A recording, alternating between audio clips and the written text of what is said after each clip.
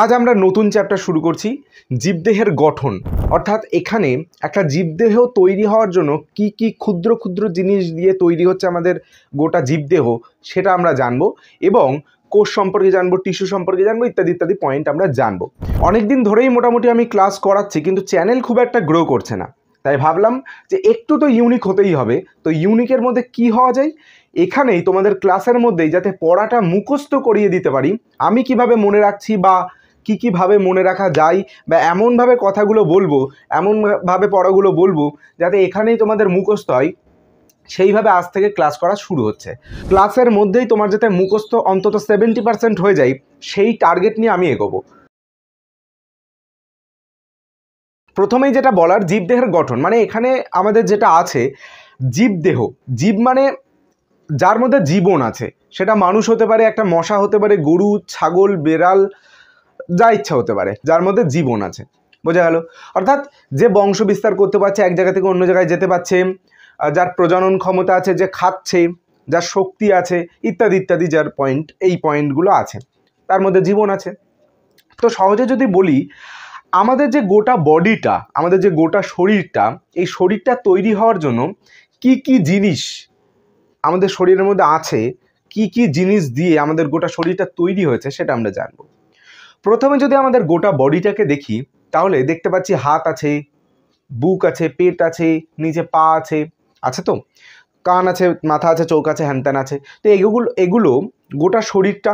তো আমি তাই লিখে দিয়েছি যে গোটা জীবদেহ, সেটা মানুষের হতে পারে, বিড়ালের হতে পারে, গরুর হতে পারে, ছাগলের হতে পারে, যা কিছুর হতে পারে, গোটাটা জীবদেহ থাকে। এইবার এই জীবদেহকে যদি আমরা কাটি বা একটা খণ্ড করে আলাদা করে নিই, যদি আমি হাতের অংশ থেকে একটা আলাদা করে নিই, তাহলে বলবো যে এই হাতটা একটা অঙ্গ। তো অঙ্গ, এই জায়গাটা লিখেছি অঙ্গ, এখানে অঙ্গতন্ত্র লিখেছি, কেন লিখেছি একটু পরে বলছি। তো এটা একটা অঙ্গ, হাত একটা অঙ্গ, পা একটা অঙ্গ, ভেতরে যে ফুসফুস আছে, কিডনি আছে, ইত্যাদি ইত্যাদি যেগুলো আছে, সেগুলো এক একটা অঙ্গ বা অর্গ্যান। এই অর্গ্যানগুলোকে যদি আমরা ভালো করে জুম করে দেখি যে এর মধ্যে আছেটা কি, অর্গ্যানটা তৈরি হচ্ছে কি দিয়ে, তাহলে দেখতে পাবো ওর মধ্যে আছে টিস্যু বা কলা। কলা বলে এক ধরনের জিনিস, সেটা হচ্ছে ইংরেজিতে টিস্যু বলা হয়, সেইটা আছে। এবং এই কলা বা টিস্যুকে যদি আমরা জুম করে দেখি, তাহলে দেখতে পাবো যে অসংখ্য কোষ দিয়ে এই কলাটা তৈরি হয়েছে। কোষকে ইংরেজিতে বলা হয় সেল। তো কোষ দিয়ে তৈরি হয়েছে একটা কলা, কলাটা তৈরি হয়েছে, কলা জুড়ে জুড়ে তৈরি হয়েছে অর্গ্যান জুড়ে জুড়ে তৈরি হয়েছে একটা অর্গ্যান সিস্টেম। অর্থাৎ সিস্টেম মানে বাংলা এটাকে বলা হয় তন্ত্র।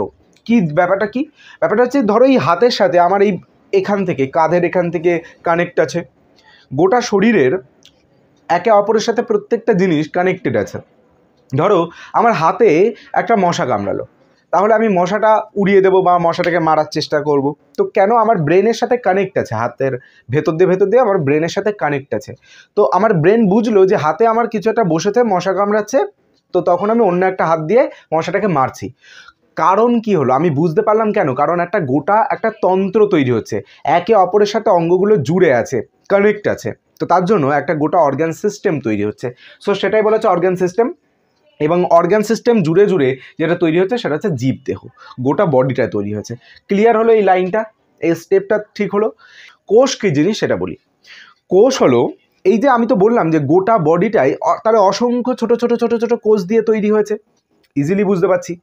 আমি যদি হাতের এখান থেকে কোনো একটা অংশ থেকে ছুঁচ নিয়ে বা একটা ব্লেড নিয়ে যদি সামান্য একদম পাতলা একটা স্তর কেটে নিই, তাহলে তার মধ্যে আমরা যদি মাইক্রোস্কোপের নিচে রেখে দেখি, তাহলে দেখতে পাবো তার মধ্যে প্রচুর কোষ আছে।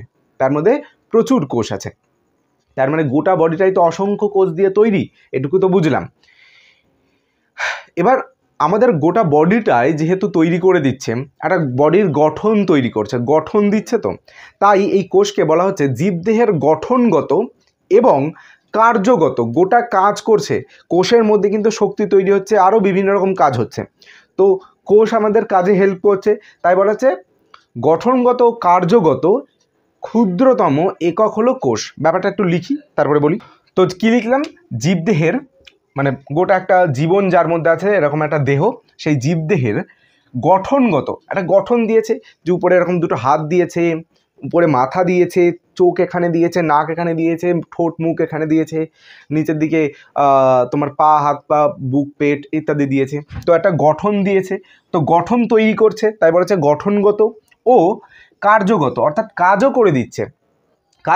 আমাদের শক্তি যেটা তৈরি হচ্ছে, সহজে একটাই পয়েন্ট বলছি, এটাই মাথায় রাখো, শক্তি ছাড়া আমরা কিছু করতে পারবো না। এই যে পড়াচ্ছি, পড়ানোর জন্য আমার শক্তি প্রয়োজন, যা কিছু করি না কেন আমার তার জন্য শক্তি প্রয়োজন। তা শক্তি তৈরি হচ্ছে কোথায়?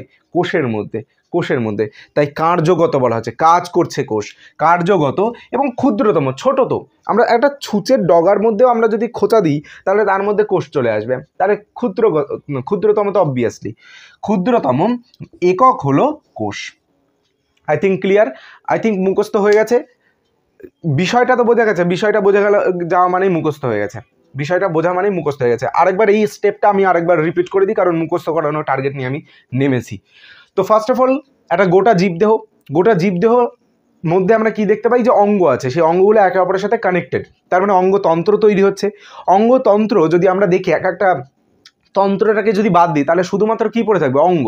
তাই অঙ্গ পাচ্ছি, এবং এই অঙ্গের মধ্যে আমরা যদি ভালো করে জুম করে দেখি বা অংশগুলো মাইক্রোস্কোপের নিচে নিয়ে দেখি তাহলে দেখতে পাবো এর মধ্যে টিস্যু বা কলা পাবো। কলাটাকে যদি আমরা জুম করে দেখি তাহলে দেখতে পাবো কোষ আছে। কি পাবো?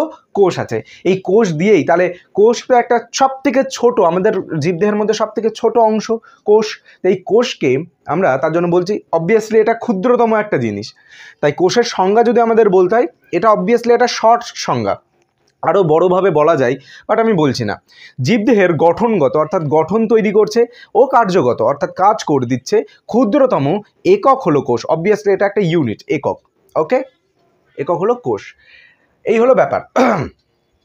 এইবার এই কোষকে আমরা তো খালি চোখে দেখতে পাবো না, কারণ আমাদের এই চামড়াটাও কোষ দিয়ে তৈরি, চুলগুলো কোষ দিয়ে তৈরি, এই যে চুলগুলো যেটা আছে, বা আমাদের নখগুলো সেটাও কিন্তু কোষ দিয়ে তৈরি। এবার চুল আর নখে এগুলো হচ্ছে মৃত কোষ, মানে এগুলো মরে গেছে, তার জন্য আমরা যখন নখ কাটি বা চুল কাটি আমাদের ব্যথা লাগে না, কিন্তু চামড়ার এখান থেকে কাটো দেখবে ব্যথা লাগবে। সো কারণ এই কোষগুলো জীবিত, বেঁচে আছে। কোষ এই জিনিসটা মাথায় রেখো, কোষ কিন্তু বেঁচে থাকে আবার মরে যায়। মানুষ যেরকম বাঁচে মরে, ওই রকম কোষও, একটা মানুষ যদি মরে যায় তার মানে তার কোষও আস্তে আস্তে মরে যাবে। একবারে সব কোষ না বললেও ধীরে ধীরে মরে যাবে, বোঝা গেল? আর যদি মানুষটা জীবিত হয় তাহলে তার কোষগুলো বেঁচে আছে, তার মানে জীবিত কোষ হয় আর মৃত কোষ হয়। তো মৃত কোষগুলোকে কাটলে আমাদের ব্যথা লাগবে না। তা আমাদের নখ যেটা তৈরি হচ্ছে, নখের ভেতরের দিক থেকে যেখান থেকে তৈরি হচ্ছে ওই জায়গায় বেঁচে আছে, বাট বাইরের দিকে যে অংশটা কাটলে আমাদের ব্যথা লাগছে না, শক্ত যেটা, সেটা আমাদের বেঁচে নেই। ওইটা যেটা তৈরি হচ্ছে সেটা হচ্ছে মৃত কোষ দিয়ে, তাই আমাদের ব্যথা লাগছে না। ক্লিয়ার হলো? এবং চুলের এই যে অংশগুলো, এটাও কিন্তু আমাদের ব্যথা লাগে না কাটলে, কারণ এগুলো হচ্ছে মৃত কোষ দিয়ে তৈরি। তো কোষ হলো আমাদের সব থেকে ছোট ছোট জিনিস, ছোট ছোট অংশ শরীরের মধ্যে আছে। এই কোষকে আমরা কিন্তু খালি চোখে দেখতে পাবো না, কোষকে দেখার জন্য একটা যন্ত্রের প্রয়োজন, যে যন্ত্রের নাম হচ্ছে মাইক্রোস্কোপ। মাইক্রোস্কোপের কাজ কি, বা মাইক্রোস্কোপ কাকে বলে? কোনো ছোট জিনিসকে আমরা যদি বহুগুণ বড় করে যদি দেখতে পাই যে যন্ত্রের দ্বারা, সেটা হলো মাইক্রোস্কোপ। তো মাইক্রোস্কোপ 3 ধরনের হয়। ধরো আমি একটা কোনো কিছু আবিষ্কার করছি, সেটা যে কোনো জিনিস হতে পারে। আমি একটা জিনিস আবিষ্কার করছি, তো আমি যে জিনিসটা প্রথমে আবিষ্কার করব সেটা যতটা না অ্যাডভান্স হবে, ধরো তুমি বা তোমার ভাই বোনরা কেউ একজন, আমি বা আমার পরবর্তী কেউ, আমার ভাই বোন হতে পারে, বা আমার থেকে ছোট যারা, তারা কোনো কিছু একটা আবিষ্কার করলো। ধরো তোমরা দেখালো ওই যে জিনিসটা আমি তৈরি করেছি সেটাকে মডিফাই করলে, তার মানে আমি যতটা না অ্যাডভান্স করতে পেরেছি তোমরা তার থেকে আরও বেশি অ্যাডভান্স করবে। তোমার পরে তোমার থেকে ছোট যারা, তারা যখন তোমার লেভেলে আসবে তখন তারা আরও বেশি অ্যাডভান্স করবে। তাহলে প্রতিনিয়ত জিনিস তো অ্যাডভান্স হয়। তো মাইক্রোস্কোপের ক্ষেত্রেও সেই সেম জিনিস প্রযোজ্য।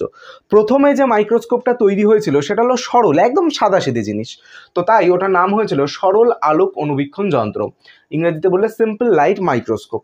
আর যৌগিক আলোক অনুবীক্ষণ যন্ত্র পরে তৈরি হয়েছে, সরলের থেকে একটু অ্যাডভান্স। তাহলে যেহেতু সরল, এটা একদম সাদাসিধে, তাই সরল বলা হচ্ছে। আর তার থেকে অ্যাডভান্স মানে যৌগিক বা জটিল, তাই বলা হচ্ছে যৌগিক আলোক অনুবীক্ষণ যন্ত্র, ইংরেজিতে বললে কম্পাউন্ড বা কমপ্লেক্স লাইট মাইক্রোস্কোপ। দেন ইলেকট্রন অনুবীক্ষণ যন্ত্র বা ইলেকট্রন মাইক্রোস্কোপ। ক্লিয়ার হলো? এইটার থেকে আরও বেশি অ্যাডভান্স ইলেকট্রন মাইক্রোস্কোপ আরও বেশি অ্যাডভান্স। কারণ কেন বেশি অ্যাডভান্স পরে যখন এর ডিটেল বলছি তখন বুঝতে পারবে। তো প্রথম সরল অনুবীক্ষণ যন্ত্রের মধ্যে একটা লেন্সের ব্যবহার করা হতো, মানে এই মাইক্রোস্কোপের মধ্যে একটা লেন্সের ব্যবহার ছিল, এবং এই মাইক্রোস্কোপের মধ্যে এর তো একটা লেন্স ব্যবহার ছিল, এবং এর মধ্যে একটা কি করা হতো বলতো, কোনো ফুলের প্রস্তুতছেদ করে বা অংশ বিশেষ পরীক্ষা করা হতো। মানে একটা ফুলের দেখা গেলো কাণ্ডের মধ্যে কি আছে কি না আছে, ফুলের যে বৃন্তটা বা পাপড়ির মধ্যে কি আছে সেই সমস্ত জানার জন্য এই সরল অনুবীক্ষণ যন্ত্রটাকে আমরা ইউজ করতাম। এবং এই সরল অনুবীক্ষণ যন্ত্রের দ্বারা আমরা কোনো বস্তুকে 15 থেকে 20 গুণ, এই কথাটা জুড়তে হবে, গুণ বড় করে দেখতে পারি।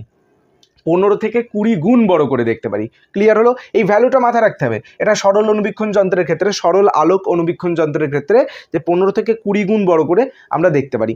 এবার সরল আলোক অনুবীক্ষণ যন্ত্রের থেকে অ্যাডভান্স কে? যৌগিক আলোক অনুবীক্ষণ যন্ত্র। এখানে একটা লেন্সের ব্যবহার করা হয়েছে, তাহলে এখানে যেহেতু যৌগিক, জটিল, তার মানে এখানে আরও বেশি লেন্স ব্যবহার করা হবে, অর্থাৎ একাধিক। সংখ্যা তো আর বলে দেবে না যে 2, 5টা, একের বেশি। কেউ 5টা ব্যবহার করছে, কেউ 10টা ব্যবহার করছে, এরকম ব্যাপার। একাধিক লেন্স ব্যবহার করা হতো। ক্লিয়ার হলো? এবং ভালো করে বস্তুটাকে বোঝার জন্য, ভালো করে দেখার জন্য, পর্যবেক্ষণ করার জন্য এর মধ্যে আয়নার ব্যবহার করা হয়। আয়না বা মিররের ব্যবহার করা হয়ে থাকে। এবং কোনো বস্তুকে আমরা এই যৌগিক আলোক অনুবীক্ষণ যন্ত্রের দ্বারা 2000 থেকে 4000 গুণ বড় করে দেখতে পারি। 2000, এখানে দেখো ডিফারেন্স, দেখো এখানে 15 থেকে 20 গুণ, এখানে 2000 থেকে 4000 গুণ বড় করে দেখা যায় যৌগিক আলোক অনুবীক্ষণ যন্ত্রের দ্বারা। এবং ইলেকট্রন অনুবীক্ষণ যন্ত্রের দ্বারা এখানে আমাদের কোনো এখানে যেরকম আয়নার ব্যবহার করা হচ্ছে, তো এখানে কোনো আয়নার ব্যবহার থাকে না। এখানে ডিরেক্টলি ইলেকট্রনের প্রবাহ দেওয়া হয়, ইলেকট্রনকে পাঠানো হয়। মানে যেরকম এক্সরে মেশিনের মধ্যে এক্সরে করা হয় হাড়গোড়কে, ঠিক তেমনই এই ইলেকট্রন অনুবীক্ষণ যন্ত্র দ্বারা ইলেকট্রনকে পাঠানো হয়। ইলেকট্রন পাঠালে সেখানে একটা প্রতিচ্ছবি তৈরি হয়ে যাচ্ছে, আমরা একটা ইমেজ পাচ্ছি। তো এখান থেকে ইলেকট্রন পাঠানো হয়ে থাকে যে বস্তুটাকে আমরা পর্যবেক্ষণ করছি তার মধ্যে দিয়ে। ধরো এই হাতটাকে আমি পর্যবেক্ষণ করতে, এটা কথার কথা ধরে নাও, বোঝার জন্য বলছি। তাহলে এই পাশ দিয়ে যদি ইলেকট্রনকে পাঠানো হবে, এ পাশ দিয়ে বেরিয়ে যাবে। যেখান দিয়ে বেরোতে পারছে আর যেখান দিয়ে বেরোতে পারছে না, সেখানে কালো ছোপ পড়ে যাবে। যেখান দিয়ে বেরোতে পারছে সেখান থেকে হোয়াইট ছোপ পড়বে। যেরকম আমাদের এতে হয়, বোঝোই তো, ওই কী বলে, কোনো কিছু এক্সরে করলে যেটা হয়। তো ওই রকম অনেকটা ওই রকম, সেম না ব্যাপারটা। তো ওই রকম ব্যাপারটা, ঠিক আছে, মাথায় রাখতে হবে। এবং যেটা বলার সেটা হচ্ছে, এই ইলেকট্রন অনুবীক্ষণ যন্ত্রে আমরা কোনো বস্তুকে 50,000 থেকে 3 লক্ষ গুণ বড় করে দেখা যায় কোনো বস্তুকে। 50,000 থেকে 3 লক্ষ গুণ পর্যন্ত বড় করে আমরা দেখতে পারি। এবং আরও টুকিটাকি জিনিস আছে, সেটা বলি। অনুবীক্ষণ যন্ত্রে কাঁচের লেন্সের পরিবর্তে তড়িৎ চুম্বক ব্যবহার করা হয়, এবং দ্রষ্টব্য বস্তুকে দেখার জন্য ফটোগ্রাফিক ফিল্ম ব্যবহার করা হয়। এই যন্ত্রের সাহায্যে ভাইরাস ও অন্যান্য অণুজীবকে অনেক বড় করে দেখা সম্ভব। এছাড়াও কোষের অঙ্গ দেখা যায়। তো এই হলো ব্যাপার, 3টে মাইক্রোস্কোপ সম্পর্কে আমাদের ধারণা। শুধু একটা খুব ইম্পর্টেন্ট ডিফারেন্সগুলো, হ্যাঁ, এখানে 15 থেকে 20 গুণ বড় করে দেখা যায় সরলের ক্ষেত্রে, একদম সাদাসিধে। তার থেকে একটু জটিল যৌগিক, সেটাকে আমাদের 2000 থেকে 4000 গুণ বড় করে দেখা যায়। আর ইলেকট্রনিক অনুবীক্ষণ যন্ত্রের মধ্যে 50,000 থেকে 3 লক্ষ গুণ বড় করে দেখা যায়। এবং এর মধ্যে একাধিক লেন্সের ব্যবহার থাকে, এর মধ্যে কোনো ওই কাচের লেন্সের ব্যবহার থাকে না, তড়িৎ চুম্বকের ব্যবহার থাকে, তড়িৎ চুম্বকের ব্যবহার করা হয়। এবং এখানে একটা লেন্সের ব্যবহার থাকে, এখানে একাধিক লেন্সের ব্যবহার থাকে। এখানে কোনো ফুল টুলের প্রস্থচ্ছেদ করে দেখা হয়, এখানে আয়নার ব্যবহার থাকে, এইটা কথাটা মাথায় রাখতে হবে, ওখানে কোনো আয়নার ব্যবহার থাকে না সেইভাবে। এই হলো ডিফারেন্স। তো আমাদের আরেকটা জিনিস, এই যৌগিক আলোক অনুবীক্ষণ যন্ত্রের সাহায্যে আর কি পর্যবেক্ষণ করা হয় তার একটা লিস্ট, তার একটা তালিকা মুখস্থ করে আমাদের নিতে হবে, যেটা স্ক্রিনে দিচ্ছে, মুখস্থ করে নাও। আচ্ছা, আমি তো বলেছি একটু বোঝানোর কথা, যে মুখস্থ করিয়ে দেবো, তাই আমি বইটাকে নিয়ে নিচ্ছি এবং একটা করে পয়েন্টগুলো বলছি। প্রথম বলেছে যৌগিক আলোক অনুবীক্ষণ যন্ত্র কোথায় কোথায় ব্যবহার করা হয়। ব্যাকটেরিয়া, শৈবাল, ছত্রাক, বিভিন্ন এককোষী ও বহুকোষী প্রাণীর দেহের বহির্গঠন জানার জন্য। অর্থাৎ ব্যাকটেরিয়া, শৈবাল, ছত্রাক এদের যে বাইরের যে গঠনটা, দেহের বাইরের যে গঠনটা, সেটা পর্যবেক্ষণ করার জন্য আমাদের এই যে যৌগিক অণুবীক্ষণ যন্ত্র সেটাকে ব্যবহার করা হয়। 1 নম্বর পয়েন্ট। 2 নম্বর পয়েন্ট, উদ্ভিদ দেহের বিভিন্ন অংশে যেরকম মূল হতে পারে, উদ্ভিদ দেহের বিভিন্ন অংশে যেরকম মূল হতে পারে, কাণ্ড হতে পারে, পাতা হতে পারে, এর যে অন্তর্গঠন, এর যে ভেতরের যে গঠনটা সেটা কেমন সেটা জানার জন্য আমরা এই যৌগিক অণুবীক্ষণ যন্ত্র ব্যবহার করে থাকি। আরও একটা পয়েন্ট আছে বলি, জীবদেহের বিভিন্ন অঙ্গ ও তার প্রস্থচ্ছেদ করে তার কলার গঠন জানার জন্য। আমাদের প্রাণীদেহের বা জীবদেহের আমরা কোনো একটা অংশ থেকে আমরা প্রস্থচ্ছেদ করে নেব। প্রস্থচ্ছেদ করা বলতে বোঝানো হয় একটা পাতলা আস্তরণকে তুলে নেওয়া। ধরো আমি এখান থেকে চামড়ার একটা পাতলা আস্তরণ তুলে নেব, কেটে নেব ব্লেড দিয়ে, সেটা বলা হয় প্রস্থচ্ছেদ করা। তো এই প্রস্থচ্ছেদ করে তার মধ্যে যে টিস্যু কেমন কি আছে, টিস্যুর যে গঠনটা কেমন হচ্ছে বা টিস্যুটা কেমন টাইপের সেটা আমরা জানতে পারি। এই হলো ব্যাপার। দেন আর কি আছে, কোষের ভেতরের অঙ্গাণু। একটা কোষ আছে, সেই কোষের মধ্যে বিভিন্ন রকম অঙ্গ থাকে। যেরকম মানুষের শরীরের মধ্যে হার্ট আছে, কিডনি আছে, লিভার আছে, ইত্যাদি অঙ্গ আছে। তো ঠিক তেমনই কোষের মধ্যে বিভিন্ন অঙ্গ থাকে, সেটাকে অঙ্গাণু বলা হচ্ছে, কারণ অণু খুব ছোট ছোট অঙ্গাণু। এই অঙ্গাণুগুলোকে আমরা দেখতে পারি এবং এর বাইরের জিনিসকে, কোষের বাইরের পর্দার গঠনকে, কোষের একটা বাইরের যে পর্দা সেই পর্দার গঠনকেও আমরা ভালোভাবে দেখতে পারি এই যৌগিক আলোক অণুবীক্ষণ যন্ত্রের সাহায্যে। অণুবীক্ষণ যন্ত্র সম্পর্কে এইটুকুই জানলেই মোটামুটি হয়ে যাচ্ছে। যেটা আমাদের মাথায় রাখতে হবে পরের যেটা জানবো, অণুবীক্ষণ যন্ত্র বা মাইক্রোস্কোপ সম্পর্কে এনাফ, আর কিছু লাগছে না, আমি মুছে দিতে পারি। তবে মুছতে মুছতে যেটা বলবো সেটা হচ্ছে এই কোষ যে জিনিসটা, এই কোষ জিনিসটাকে প্রথম আবিষ্কার করেছিল কে? প্রথম আবিষ্কার বলতে কি, মানে আবিষ্কার বলতে আমি বলতে চাইছি প্রথম খোঁজ পায় কে? বিজ্ঞানী রবার্ট হুক। বিজ্ঞানী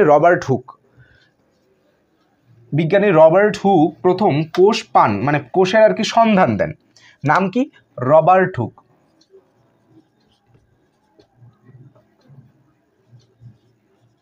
এর নামের শেষে হুক কথাটা আছে, মাথা রাখবে। বিজ্ঞানী রবার্ট হুক প্রথম খোঁজ দেন। সালটা বলে দিই, 1665 খ্রিস্টাব্দে। 1665 খ্রিস্টাব্দে প্রথম তিনি কোষের খোঁজ দেন। তবে তিনি মৃত কোষের খোঁজ দিয়েছিলেন। তিনি মৃত কোষ মানে যে কোষের মধ্যে প্রাণ ছিল না, মরে গেছিল, সেই রকম কোষ। কী করেছিলেন তিনি? একটা গাছের ছাল নিয়ে তিনি একটা নিজে মাইক্রোস্কোপ তৈরি করেছিলেন, তার নিচে রেখে দেখেন যে এর মধ্যে মৌচাকের কুঠুরির মতন ছোট ছোট ঘর আছে। মৌচাকের কুঠুরির মতো ছোট ছোট ঘর আছে। এগুলোকে তিনি নাম দিয়েছিলেন সেলুলাই।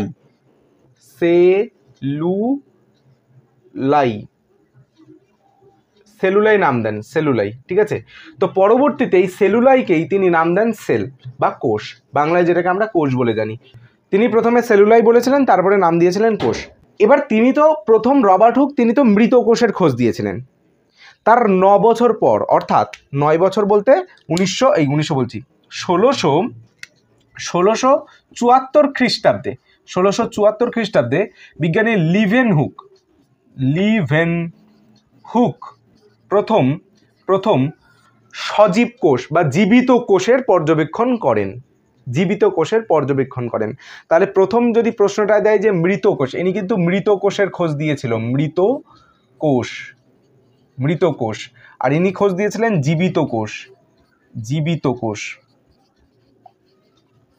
কোষের খোঁজ দিয়েছিলেন লিভেনহুক, মাথায় যেন থাকে।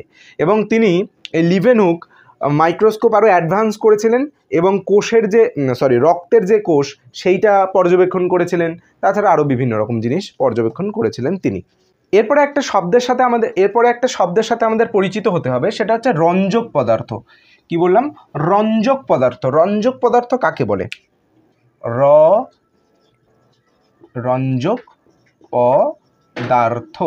তো এই রঞ্জক পদার্থ কাকে বলে? রঞ্জক পদার্থ হচ্ছে, আমরা তো কোষকে তো পর্যবেক্ষণ করছি, মাইক্রোস্কোপের নিচে রেখে আমরা দেখছি যে কোষটা কেমন কি না, এর গঠনটা কেমন আছে কি না আছে, তাই তো পর্যবেক্ষণ করছি।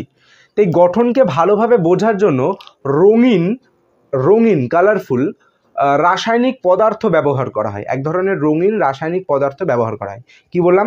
কোষের গঠনকে ভালোভাবে বোঝার জন্য বা পর্যবেক্ষণ করার জন্য বা জানার জন্য এক ধরনের রঙিন রাসায়নিক পদার্থ ব্যবহার করা হয়।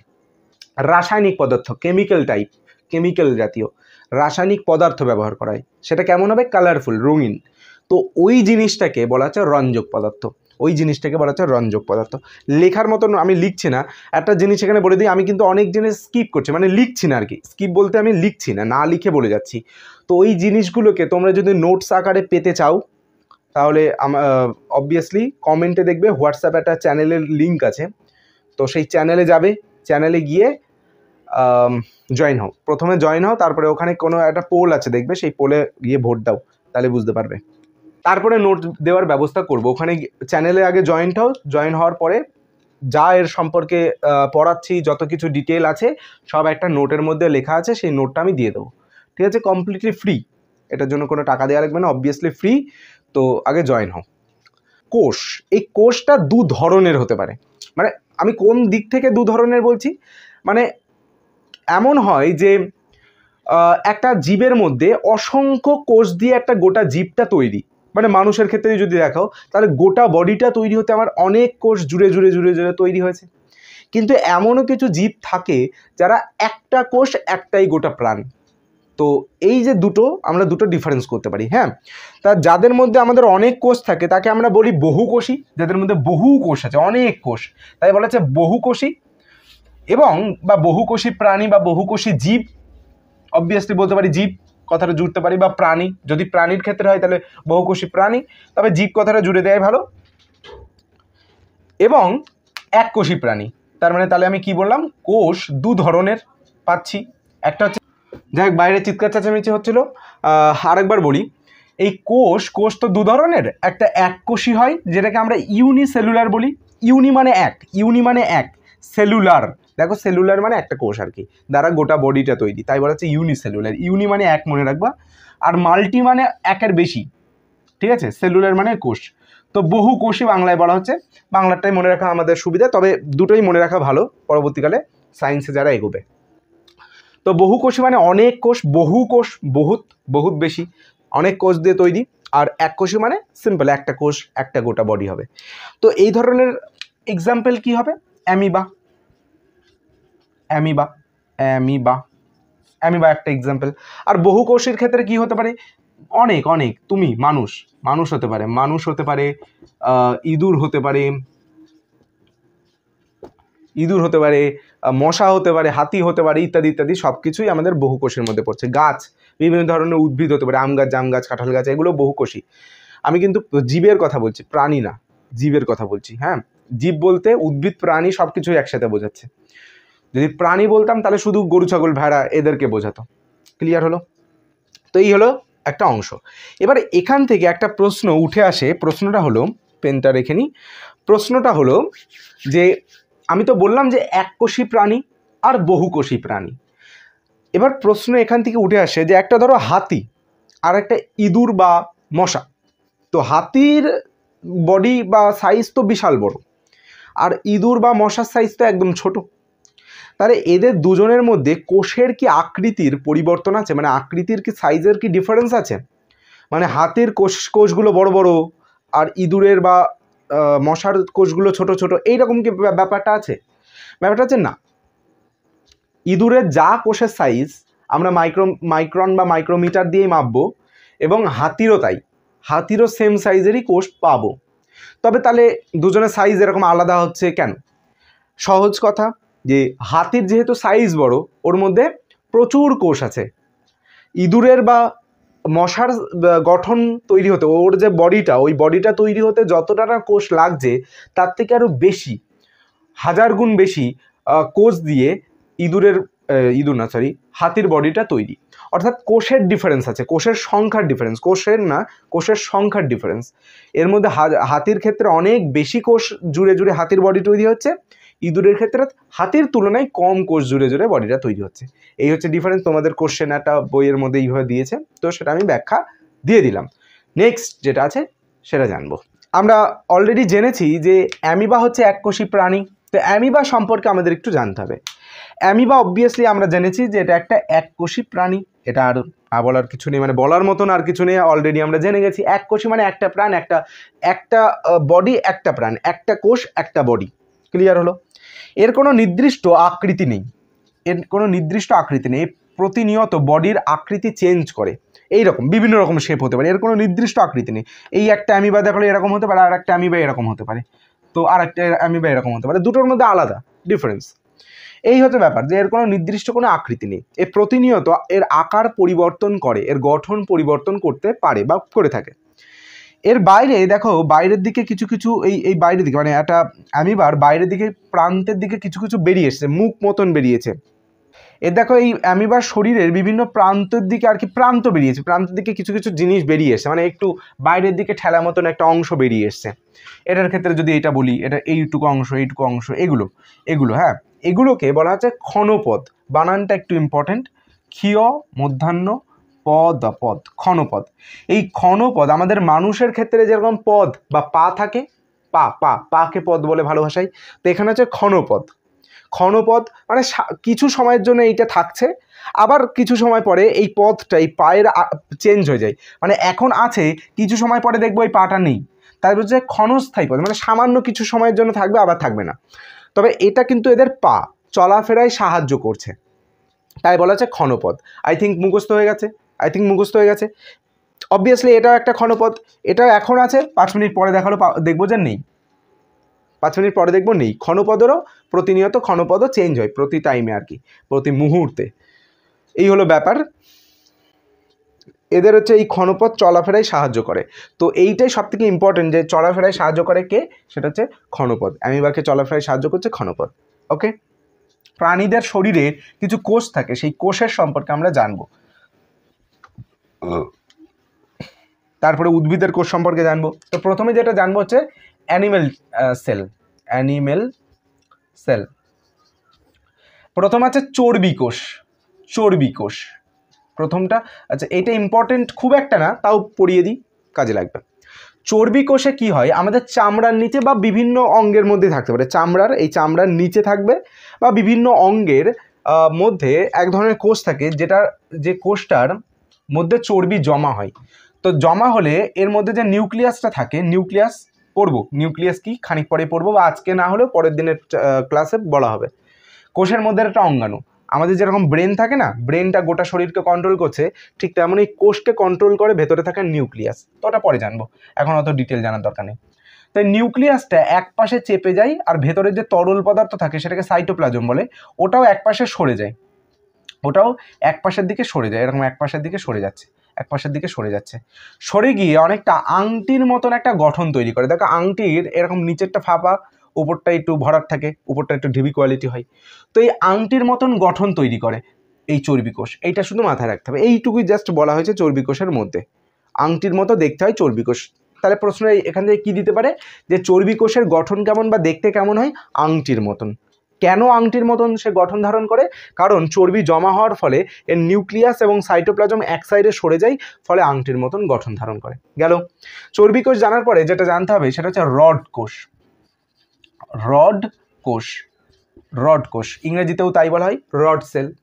তো রড কোষ কি, রড কোষ হচ্ছে, এটা প্রথমত দণ্ডাকার হয়, দণ্ডের মতো দেখতে হয়, দণ্ড মানে লম্বা আর কি, রডের মতো দেখতে হয় সহজ কথায় যদি বলা হয়।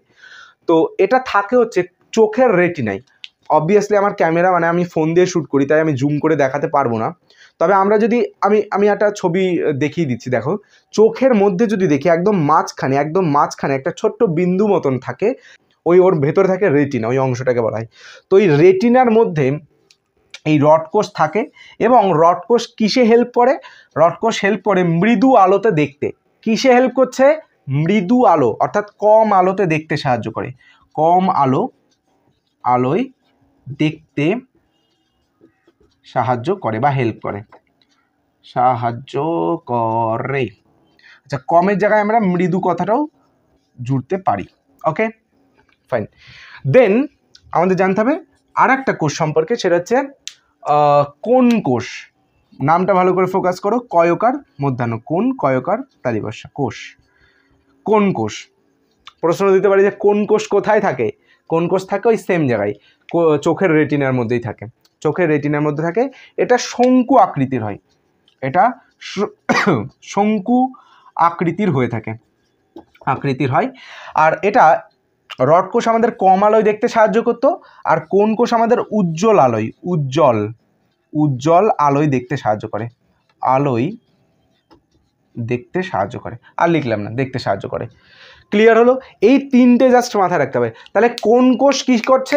কোন কোষ আমাদের কিন্তু উজ্জ্বল আলো, বেশি আলোর মধ্যে দেখতে সাহায্য করছে, রড কোষ আমাদের কম আলোয় দেখতে সাহায্য করছে, আর চর্বি কোষ ওটা তো পাতি জিনিস, ওটা দেবে না। এই দুটোর মধ্যে দেওয়ার চান্সেস বেশি, দেবে না বলা ভুল, চান্সেস কম, এই দুটোর মধ্যে দেওয়ার সম্ভাবনা বেশি পরীক্ষায়।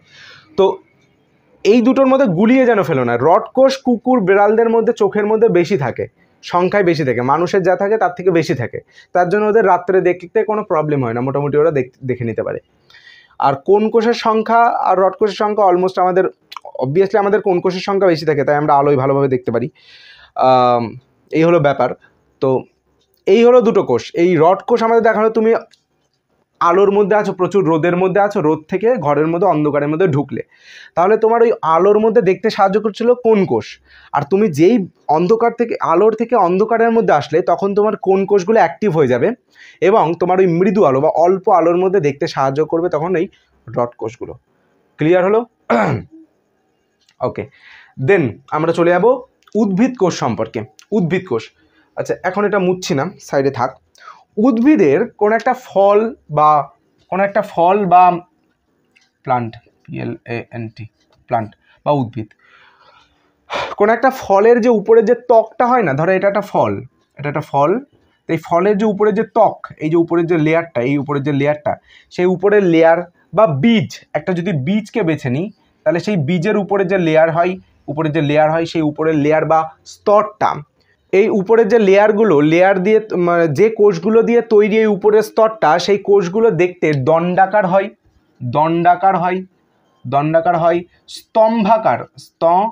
স্তম্ভাকার হয়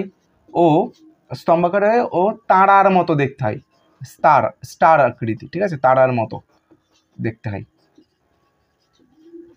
মাথা রাখবে। প্লান্ট গেল। এরপরে জানবো ব্যাকটেরিয়া সম্পর্কে। ব্যাকটেরিয়াকে দেখতে রডের মতো দেখতে হয়, 1 নম্বর। 2 নম্বর কেমন হয় দেখতে হয়? কমা শেপের, কমা, আমরা যে কমা দিই না, এই কমা এরকম কমা শেপের, অর্থাৎ কি লিখছি, অনেকটা কমা, আমি এখানে ছবিটা আমার আঁকা মোটেও ভালো না, তো এইরকম ধরো কমা শেপের হয়, বোঝা গেল?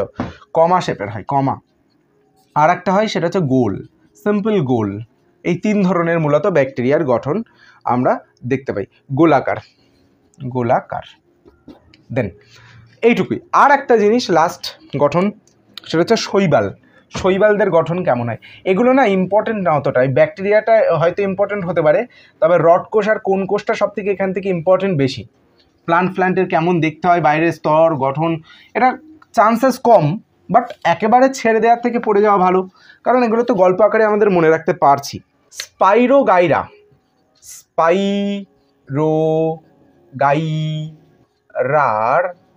মতন যে সমস্ত শৈবাল আছে, কি আছে?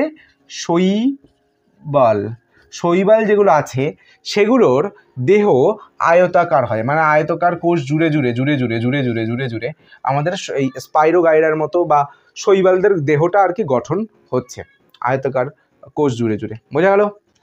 জীবদেহের বা প্রাণীদের মানে মানুষের শরীরের কয়েকটা কোষ সম্পর্কে আমরা এবার জানবো। সেটা প্রথমে যেটা বলার সেটা হচ্ছে আমাদের শরীরের মধ্যে তো রক্ত আছে, রক্তের মধ্যেও কিন্তু কোষ থাকে, রক্তও কিন্তু কোষ দিয়ে তৈরি। রক্তের মধ্যে 3 ধরনের কোষ থাকে। কত ধরনের? 3 ধরনের। কি কি কোষ থাকে? একটা হচ্ছে RBC, WBC, আরেকটা থেকে অনুচক্রিকা, সেটা বাদ দিলাম, এখন আমরা জানছি না, ঠিক আছে, ওটা আমাদের লাগবে না, সিলেবাসের বাইরে। এটা হচ্ছে ব্লাড সেল, এই যে ব্লাড সেলের দুটো যে ভাগ সেটা সম্পর্কে আমরা জানছি। ক্লিয়ার? আরবিসির পুরো নাম বলি। আরবিসির পুরো নাম, আরে হয় রেড, বিতে হয় ব্লাড, সিতে হয় সেল, রেড ব্লাড সেল অর্থাৎ লাল রক্ত কোষ, ডাব্লিউতে হয় হোয়াইট, বিতে হয় ব্লাড, সিতে হয় সেল। তাহলে হোয়াইট ব্লাড সেল অর্থাৎ শ্বেত রক্তকণিকা, আর এটা রেড মানে লোহিত রক্তকণিকা, লোহিত রক্ত কণিকা, এটা হচ্ছে শ্বেত রক্ত কণিকা। এবার আমাদের আরবিসির গঠন কেমন সেটা জানতে হবে এবং ডাব্লিউবিসির গঠন কেমন সেটা জানতে হবে, এদের কাজ জানতে হবে। তো আরবিসির গঠন হচ্ছে গোল হয়, গোলাকার, চ্যাপ্টা হয়। কি কি হয় পয়েন্টগুলো লিখে নেবে, যে গোল হয় গোলাকার, চ্যাপ্টা হয় চ্যাপ্টা, ও আচ্ছা এখানে দুপাশ চ্যাপ্টা লেখো, দুপাশ চ্যাপ্টা, ও চাকতির মতো হয়, চাকতির মতো হয়। ঠিক আছে, এটা হচ্ছে আরবিসির গঠন। আরবিসির কাজ কি? আরবিসির এই যে বিশেষ যে গঠন, আরবিসির মানে বিশেষ গঠনটা কেমন বললাম, যে এরকম চ্যাপ্টা হবে, দুপাশ চ্যাপ্টা এবং গোল, তাই চাকতির মতো বলা হচ্ছে। গোল তো অবশ্যই, এটা চাকতির মতো। ক্লিয়ার? তো এইটা হলো ব্যাপার। এর এই যে বিশেষ গঠন, এই বিশেষ গঠনের সাহায্যে এর সুবিধা কি হয়? 1 নম্বর সুবিধা, যে কোনো ব্যাসের নলের মধ্যে, নালীর মধ্যে দিয়ে, রক্ত নালীর মধ্যে দিয়ে চলে যেতে পারে, ঢুকে যেতে পারে। ব্যাস বলতে এই রক্তনালীটার যে কতটা চওড়া, কতটা বড় আর কি, এই যে ধরো পেনটার এই যে এই মুখটা কতটা আছে চওড়া, সেইটা হলো ব্যাস। মানে এই মাথা থেকে ও মাথা পর্যন্ত, এই মাথা থেকে এই মাথা পর্যন্ত হচ্ছে ব্যাস বলা হয়। আর ব্যাসার্ধ হচ্ছে এই মাঝখান থেকে এইটুকু পরিধি পর্যন্ত যে অংশটুকু, সেটাকে তো ব্যাসার্ধ বলে। তো ব্যাস বলেছে, তার মানে গোটা অংশটা যতটা অঞ্চল নিয়ে জুড়ে আছে অতটা। তো যে কোনো ব্যাসের মধ্যে দিয়েই, সেটা ছোট হোক বড় হোক, যে কোনো ব্যাসের মধ্যে দিয়ে আরবিসি ঢুকে যেতে পারে, চলে যেতে পারে, যাতায়াত করতে পারে। ক্লিয়ার হলো? আর 2 নম্বর হচ্ছে অক্সিজেন পরিবহনে, এই বিশেষ গঠনের জন্য এটা অক্সিজেন পরিবহনে সুবিধা হয়, মানে বেশি পরিমাণে অক্সিজেনকে বহন করতে পারে। অক্সিজেনকে কেন বহন করে? কারণ অক্সিজেন, আমি ধরুন বাতাস নিলাম, ফুসফুসের মধ্যে গেল, ফুসফুসের মধ্যে যাওয়ার পরে রক্তের মধ্যে এই আরবিসি এই জিনিসটাকে, অক্সিজেনটাকে বহন করে, ধরে নেয়, ক্যাচ করে নিয়ে এবার চলতে শুরু করে। কোথায় যায়? শরীরের প্রত্যেকটা কোষের কাছে পৌঁছায়, এবং কোষের মধ্যে শক্তি তৈরি হয়, অর্থাৎ শক্তি তৈরিতে আমাদের সাহায্য করছে অক্সিজেন। তাই অক্সিজেনকে পরিবহন করছে রক্ত। তো বেশি পরিমাণে পরিবহন হবে আরবিসির এই গঠনের জন্য। একটা জিনিস মাথায় রাখবে, আরবিসির সংখ্যা যদি কমে যায় তাহলে আমাদের পরিবহন কমে যাবে, আর পরিবহন যদি কমে যায় তার শক্তি তৈরি হবে না, ইত্যাদি বিভিন্ন রকম হবে প্রবলেম। ঠিক আছে, বোঝা গেল? ডাব্লিউবিসির কথা যদি আসি, এর কোনো নির্দিষ্ট আকৃতি নেই, মানে নির্দিষ্ট কোনো গঠন নেই। এটা প্রতিনিয়ত আকার চেঞ্জ হয়। ঠিক আছে, যেরকম অ্যামিবার ছিল ঠিক তেমনই ডাব্লিউবিসির ক্ষেত্রে এর আকৃতি কোনো নেই, নির্দিষ্ট, প্রতিনিয়ত চেঞ্জ হচ্ছে। এবং অ্যামিবার সাথে তো এটা সেম জিনিস, মানে বৈসাদৃশ্য কি, পার্থক্য কি অ্যামিবার সাথে? ডাব্লিউবিসি হচ্ছে একটা নির্দিষ্ট একটা জীবদেহের একটা কোষ, আর অ্যামিবা হচ্ছে একটা স্বাধীন মুক্ত জীব আর কি, মুক্ত কোষ। ক্লিয়ার হলো? এই হচ্ছে ডিফারেন্স। আর ডাব্লিউবিসির কাজ কি? ডাব্লিউবিসির কাজ হচ্ছে আমাদের শরীরের মধ্যে যদি কোনো বাইরে থেকে জীবাণু ঢোকে তাহলে সেই জীবাণুকে ধ্বংস করে দেয়। এই হচ্ছে কাজ ডাব্লিউবিসির। আর কিছুই জানা লাগবে না এখান থেকে, এটা হয়ে গেছে। এরপরে যে কোষটা সম্পর্কে আমরা জানবো সেটা হচ্ছে পেশিকোষ। দেখতে কেমন হয়? দুপাশ ছুচলো হয় এবং মাঝখানটা চওড়া লিখে নেব, দুপাশ ছুচলো এবং মাঝখানটা চওড়া। এটা ছুচলো, এটাও ছুচলো এবং মাঝখানটা চওড়া। ক্লিয়ার হলো? এই বিশেষ গঠনের জন্য পেশি সংকোচন প্রসারণের সাহায্য করে। সংকোচন প্রসারণ মানে ছোট হওয়া, বড় হওয়া। কেঁচোকে তো চলতে দেখেছো, কেঁচো ধীরে ধীরে ছোট হচ্ছে আবার বড় হচ্ছে, বড় হচ্ছে, তো চলতে সুবিধা হচ্ছে, সংকোচন প্রসারণ হচ্ছে। সংকোচন মানে ছোট হওয়া, প্রসারণ মানে বড় হওয়া। সংকোচন প্রসারণ করে এগিয়ে যায়। জোকের ক্ষেত্রেও তাই, সংকোচন প্রসারণ হচ্ছে, ছোট হচ্ছে, বড় হচ্ছে, এগিয়ে যাচ্ছে। ক্লিয়ার হলো? আমাদের হাতের এখানেও এই যে মাসেলটা আছে, পেশিটা আছে, এটাও সংকোচন হচ্ছে, প্রসারণ হচ্ছে। তো আমাদের হেল্প করছে হাতটাকে কাছে আনতে, দূরে যেতে, এই যে হেল্প করছে। ক্লিয়ার হলো? আমাদের আর কি হেল্প করে? আমাদের এই সংকোচন প্রসারণ কিসে সাহায্য করে? এই যে হাতটাকে আমরা কন্ট্রোল করতে পারছি। তারপরে আমাদের পা, সংকোচন প্রসারণ হচ্ছে, পায়ের যে পেশিগুলো আছে সেটা সংকোচন প্রসারণ হচ্ছে, ফলে আমরা এক জায়গা থেকে অন্য জায়গায় হেঁটে চলে যেতে পারছি। অর্থাৎ আমাদের এক জায়গা থেকে অন্য জায়গায় হেঁটে যেতে চলনে সাহায্য করে পেশিকোষ। এই সংকোচন প্রসারণ অবভিয়াসলি তো পেশিকে সাহায্য করে, কেন সাহায্য করছে? কারণ এটা সংকোচন প্রসারণ হয়, তাই সাহায্য করছে। ক্লিয়ার হলো? ধরো আমরা এই যে একটা কোনো খাবার খেলাম, মুখের এখান থেকে গেল, এই যে নালিটা আছে, নালির মধ্যে দিয়ে তো নেমে যায়। তো নালির এখানে যাওয়ার পরে আমার যদি এই নালিটার মধ্যে যদি সংকোচন প্রসারণ না থাকে, নালিতে গিয়ে ঘ্যাত করে নিচের দিকে খাবারটা পড়ে যাবে, নয়তো কেমন হবে যে এখানে গিয়ে আটকে যাবে, ফলে আমরা টপকে যাব। তো এই জিনিসটা যাতে না হয়, এখানে যাতে আটকে না যায়, ধীরে ধীরে যাতে নেমে যায়, তার জন্য সংকোচন প্রসারণ হয় এবং ধীরে ধীরে খাবারটা নিচের দিকে নামে। সেটা আমাদের পটির ক্ষেত্রেও কিন্তু প্রযোজ্য, মানে পটিটা শরীরের মধ্যে থেকে যে বের হচ্ছে সেটা বিভিন্ন নালীর মধ্যে দিয়ে সংকোচন প্রসারণের মাধ্যমেই ধীরে ধীরে বেরিয়ে আসছে। ক্লিয়ার হলো? তো এই হচ্ছে ব্যাপার, সংকোচন প্রসারণের হেল্প করছে। এরপরে যেটা আমরা জানবো সেটা হচ্ছে স্নায়ুকোষ। স্নায়ুকোষ, স্নায়ুকোষের ছবিটা একটু ক্রিটিক্যাল, তো আমি ছবিটাকে দিচ্ছি, স্ক্রিনের উপরে দিচ্ছি, সেই ছবিটাকে দেখো, দেখে অনেকটা বোঝার চেষ্টা করো। স্নায়ুকোষ অনেকটা এইরকম হয়, আমি একটু আঁকার চেষ্টা করছি।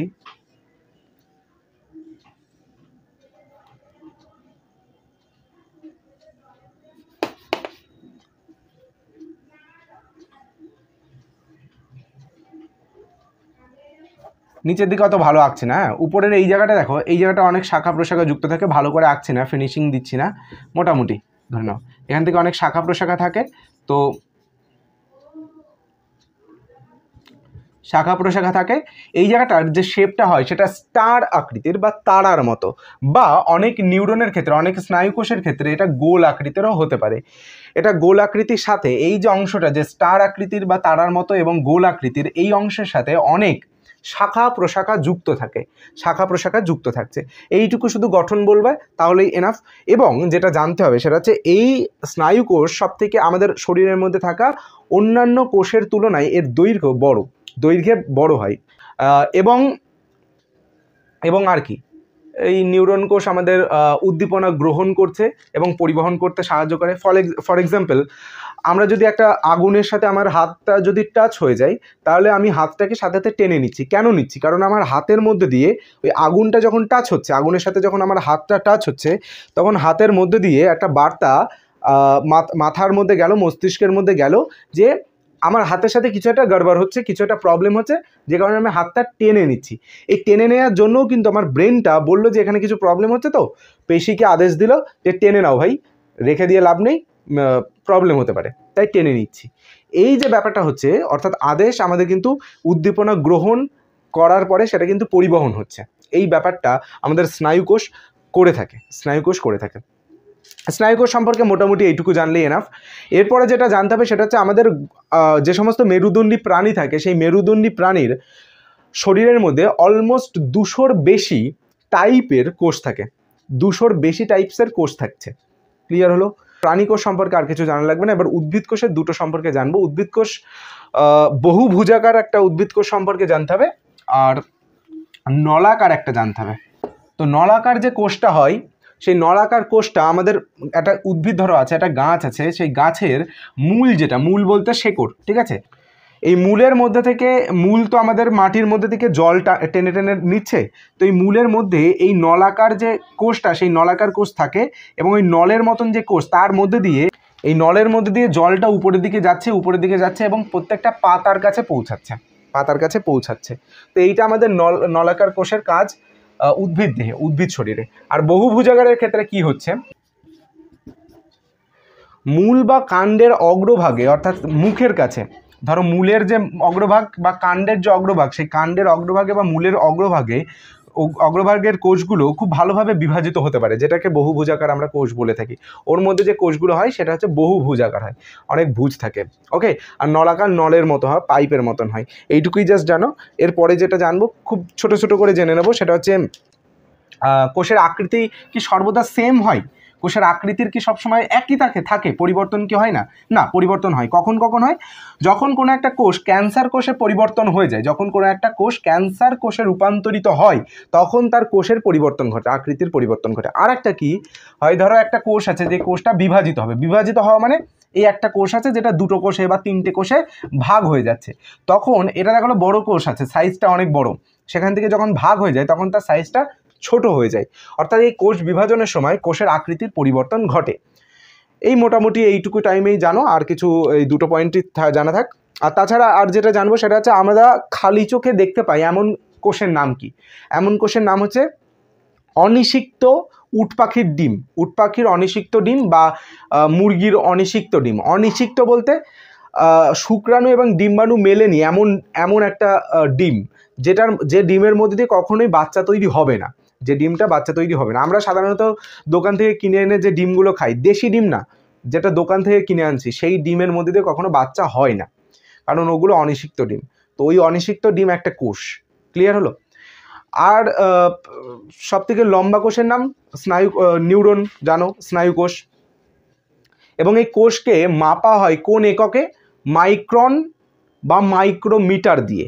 মানে মাইক্রন বা মাইক্রোমিটার দিয়ে সব থেকে ছোটোর যে মাপটা মাপতে পারছে আমরা কোষের যে সাইজটা, সেটাকে। বোঝা গেল? এইটুকুই জাস্ট আজকের মতো এখানেই থাকছে ক্লাসটা, কারণ পাশে প্রচুর চেঁচামেচি হচ্ছে। আর তাছাড়া পরের দিন আমরা কলা থেকে শুরু করব, টিস্যুর অংশ থেকে শুরু করব, যেটা কন্টিনিউয়াসলি চ্যাপ্টারটাকে গোটাটাই শেষ করে দেবো পরের দিন। ক্লিয়ার হলো? আর কেমন লেগেছে ক্লাসটা অবশ্যই জানিও।